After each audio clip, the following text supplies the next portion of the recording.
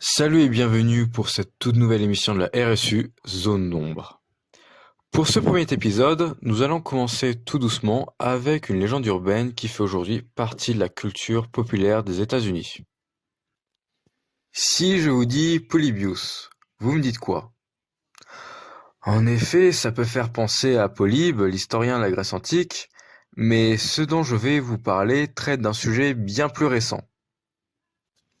L'affaire commence en 1981 dans plusieurs salles de jeux de Portland dans l'État de l'Oregon.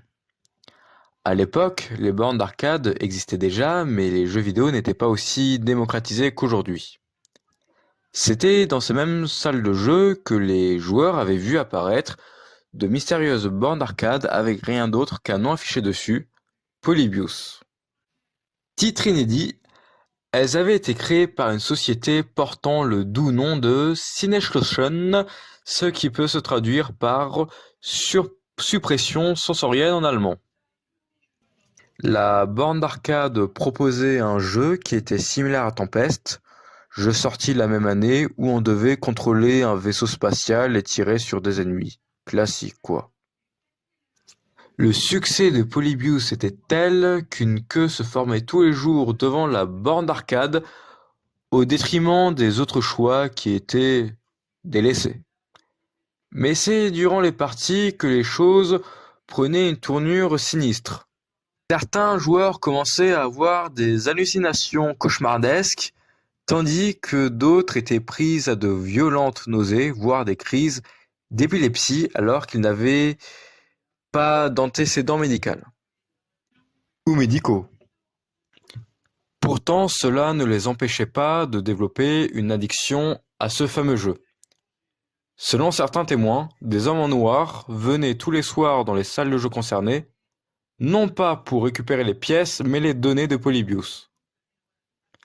Celles et ceux qui avaient assisté à ces scènes étranges avaient conclu que Polybius n'était en réalité qu'une sorte d'expérience gouvernementale. Parlons maintenant de la légende urbaine dans sa globalité. À vrai dire, il est impossible de trouver une source antérieure aux années 2000, car il y en a tout simplement pas. La légende urbaine a commencé à se populariser au début des années 2000, en même temps que d'autres théories du complot.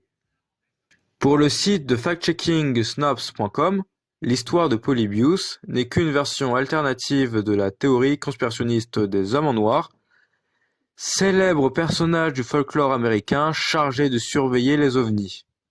D'autres personnes ont poussé leurs recherches plus loin, tels que l'auteur américain Brian Dunning, qui considère que Polybius s'est inspiré de différents incidents ayant touché des salles de jeux américaines.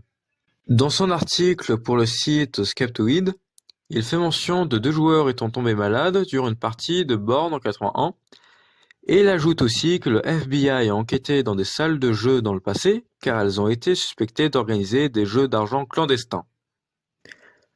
Quant au journaliste britannique Stuart Brown, réalisateur du documentaire Polybius The Video Game That Doesn't Exist, sorti en 2017, Polybius a été créé par un certain Kurt Kohler en 2000 pour promouvoir son site de jeux d'arcade.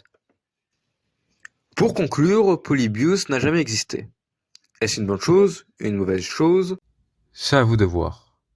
En tout cas, Polybius fait maintenant partie du panthéon des légendes urbaines des US, au point que des médias, jeux vidéo, séries et autres, en font référence.